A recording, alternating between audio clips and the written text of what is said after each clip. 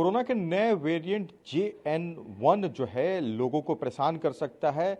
समय रहते हुए इसको किस तरह से इससे बचा जाए, इन तमाम चीज़ों को लेकर जो है क्या सावधानी बरती जाए, बिहार सरकार की तरफ से जो है अलर्ट किस तरह से जारी होगा और किस तरह से लोगों को बचाने के लिए निर्देशित जारी किया जाएगा।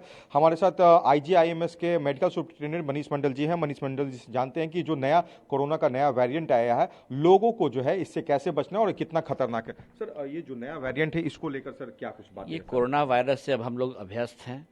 ये जो वेरिएंट है ये बार बार चेंज होता है, बहरूपिया है, और इस पर जितना म्यूटेशन होगा, जितना चेंजेस होगा, उसका जो इफेक्ट है वो कम होगा, तो लोग को कम परेशान करेगा। फैलता बहुत तेज़ी से है।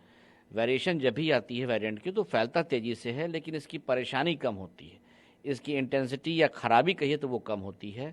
हाँ, ये ज़रूर है कि नया वेरिएंट का जब इंडिया में दस्तखत हो चुका है, केरल में केसेस आ चुके हैं, तो हमें हाई अलर्ट पे रहना है। हमें जो पुराने चीज़ हैं जैसे सोशल डिस्टेंसिंग है, मास्क है, सैनिटाइजेशन है, हाथ की सफाई है, ये रखनी है। भीड़ भाड़ वाले जगह में ज़रूरत हो तभी जाएं, अन्यथा अवॉइड करें। घर में और घर के आसपास साफ़ सफाई रखें। कोशिश करें घर में जब एंट्री हो तो बाहर में ही सफाई की व्यवस्था हो, ताकि आप सफाई हाथ की करके तब अंदर जाएं, ताकि बाहर से कोई तरह का वायरस अंदर नहीं आ सके। मनीष सर, कैसे लोगों को पता चलेगा कि इस बीमारी से वो ग्रसित हो गए, क्योंकि केरल में जो संख्या बढ़ी है उसको देखते हुए अगर इन्फेक्शन यहाँ पहुँचता है तो लोग कैसे अपने आप को इस चीज़ से जांच से जुड़ सकते हैं? चूँकि ये जस्ट फ्लू लाइक सिम्टम है, यानी सर्दी खांसी टाइप का चीज़ होगा, थोड़ी बुखार हो सकती है, तो ये कॉमन चीज़ है। और इसमें जब तक कोई जांच नहीं कराएगा तब तक ये कह नहीं सकते हैं कि ये कोविड ही है। और जांच की व्यवस्था मुझे पता ही है, आप लोग सबको पता ही है कि किट से भी होता है, RT-PCR से भी हो सकता है। और अगर उसके ऊपर हमें जाना है कि कौन सा वेरिएंट है, जो नया JN वेरिएंट है वो है या नहीं, तो हमारे यहाँ उसकी व्यवस्था भी है, जिसको हम लोग जीन टेस्ट कहते हैं, और वो हमारा इम्यूनोलॉजी लैब है जहाँ पे ये टेस्ट होता है। उसकी व्यवस्था हम लोग पहले से कर रखी है। और कोई भी वेरिएंट अगर बिहार में आता है तो इसकी जांच करके हम लोग पता कर सकते हैं कि वही नया वेरिएंट है या पुराना वेरिएंट है। और सर, राज्य सरकार इसको लेकर कितनी चिंतित है? आप अपर स्तर से क्या कुछ इस पे मीटिंग हो पाई, नए निर्देश आप लोग को जारी किए गए हों? हमारे स्वास्थ्य विभाग द्वारा कल ही एक वीडियो कॉन्फ्रेंसिंग के द्वारा मीटिंग की गई, जिसमें पूरे बिहार के तमाम जितने भी डिस्ट्रिक्ट हैं उसके जो सिविल सर्जन हैं और मेडिकल कॉलेजेस के प्रिंसिपल और सुपरिटेंडेंट हैं, इंस्टीट्यूट्स में डायरेक्टर और मेडिकल स्टूडेंट हैं, इनकी बैठक की गई।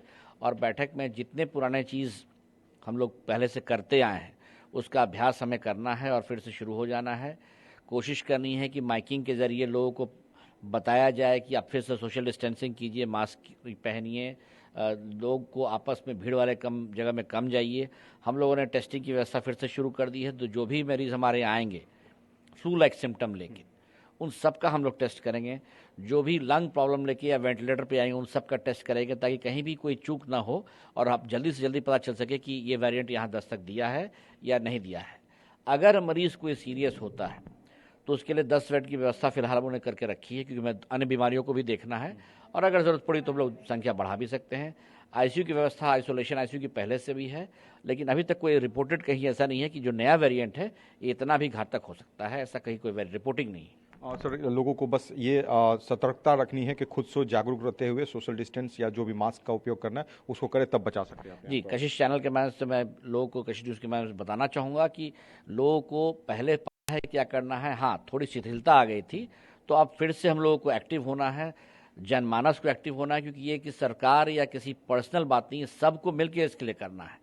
तो हमें पता है कि हाथ में सफाई रखनी है, कपड़े डेली धो के साफ़ रखने हैं, हमें ये पता है कि सोशल डिस्टेंसिंग मेंटेन करनी है, हमें पता है मास्क पहनना है, कौन सा मास्क पहनना है ये भी पता है। अगर आप नॉर्मल जगह में हैं तो नॉर्मल मास्क पहन सकते हैं, अगर आप भीड़ भाड़ वाले जगह में हैं या आप खुद से कोई डिजीज़ से पीड़ित हैं तो N95 मास्क उसके लिए मस्ट हो जाता है, ताकि पूर्ण रूप से सुरक्षा वही एक कवच है जो लगाया जा सकता है।